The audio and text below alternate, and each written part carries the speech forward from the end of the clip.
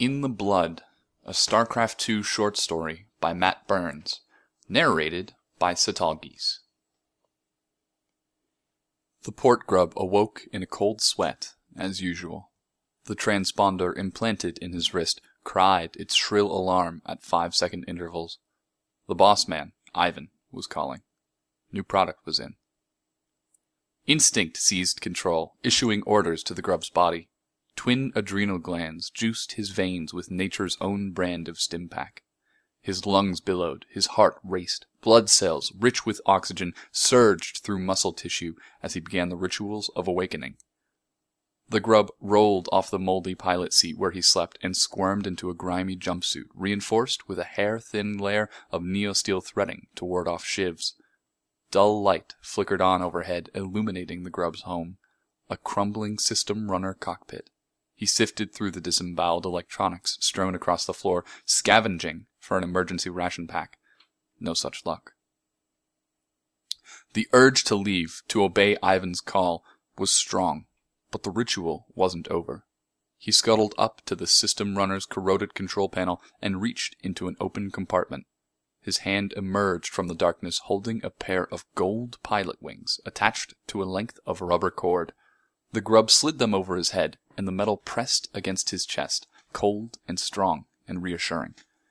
He slowly said his own name. Vic. It was easy to forget sometimes when the days bled into one long string of near-death experiences. I'm not like them. I'm Vic. The junkyard city hummed with activity, an insect-like buzz that gave the illusion of budding life to a place trapped in perpetual decay. Somewhere, smugglers loaded 100 kilos of hab cut with industrial solvents into shipment crates destined for rich kids on Sc2. Somewhere, refugees who thought they'd bought a ticket to paradise disembarked from their transport into the welcoming arms of slavers. Just another day in the port. Other grubs were scrambling through their daily activities, running product for local crime lords, doing odd jobs for gambling halls and brothels, or thieving cargo from the starport. Their grimy skin and soiled clothes acted as a natural camouflage against the gunmetal surroundings. People called Vic's kind a lot of things. Street urchins, parasites, leeches. He didn't disagree. Abandoned and unwanted in a city wedged firmly between the treads of humanity's boots, they'd become animals in order to survive. I'm Vic. I'm not like them. He wove through the dusty streets, walking with a measured pace and mostly keeping his eyes forward. He risked glances at passerbys, noting the subtle flush of blood beneath their skin, unconscious biological markers that could warn of an impending attack. He stepped over a body swarming with mangy red-eye narrats. A few days old from the look of it. No one was ever buried in the back alleys. Before long, Ivan's chop shop came into view. The refurbished Vespine refinery towered at the edge of Dead Man's Port proper.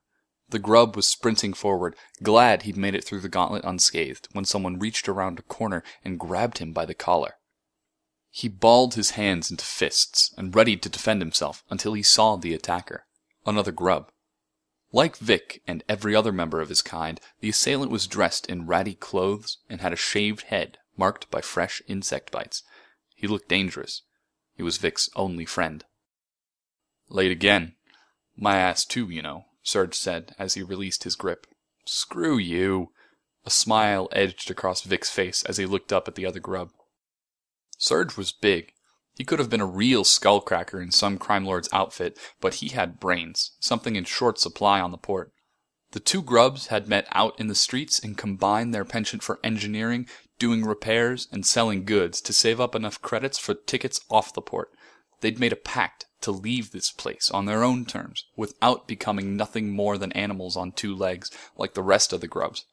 Then Ivan had caught wind of their talents and hired them, implanting transponders in their arms. Employment was non-negotiable.